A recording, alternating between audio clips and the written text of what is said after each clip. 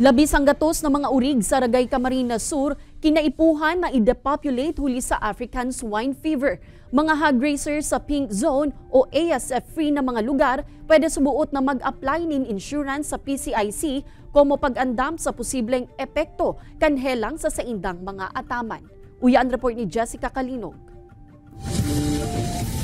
Padagos ang pigsasagibong surveillance and monitoring kan Regional Quick Response Team kan Department of Agriculture Bicol sa Banwaan in Ragay. Sa presente kaya, nasa 4 na barangay na ang apektado asin nagpositibo sa African swine fever.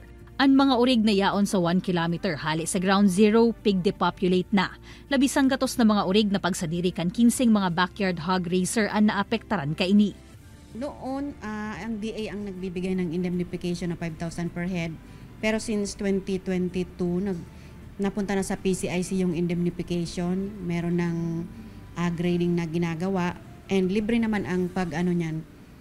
Basta naka-rehistro sa RSBSA, libre ang insurance premium sa PCIC ng mga magbababoy. Sa inisyal na datos kan PCIC Region 5, nasa 50 mga urig na inabot kan depopulation sa Banwaan in Ragay uncovered kan sa indang livestock insurance. May evaluation po kaya kami na nakadepende sa bulan. Sa breeder, since ang amount of cover niya is 14,500, iyo man din ang pag-basean meaning ang pagbayad. So masalangkaw ang sa anayon kaya sa fattener. Sa fattener, ma-range siya ng 6,000 to 9,000. Kan maaraman ni Nanay Evelyn kan Pakol Naga City ang dapit sa kumpirmadong kaso kan ASF sa Banwaan in Ragay.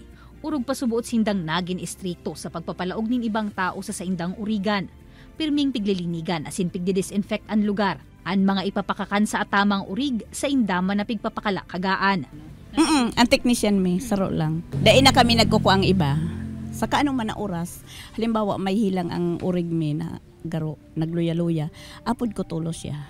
Sulamenteng pangagio ni Nanay Evelyn na dain nalugod maglakop pa asin makaabot sa Naga City and ASF. Sa ngunyan contain subuot ang helang sa Banwaan sa Naninragay. Pig-abisuhan naman kan Veterinary Quarantine Office kan DA Bicol ang mga LGU na magdesignar nin pick-up point para sa mga biyahero sa gilid sa Nakan Highway nganing dain na maglaog pa ang mga ini sa mga barangay o piggery. Ang mga hog raiser man sa mga ASF-free na Banwaan. Pigien kaminar na magpa-insure sa PCIC kan sa indang mga atamang urig. Nganing magkaigwaman nin remalaso, may antisiparan na asistensya, hali sa gobyerno.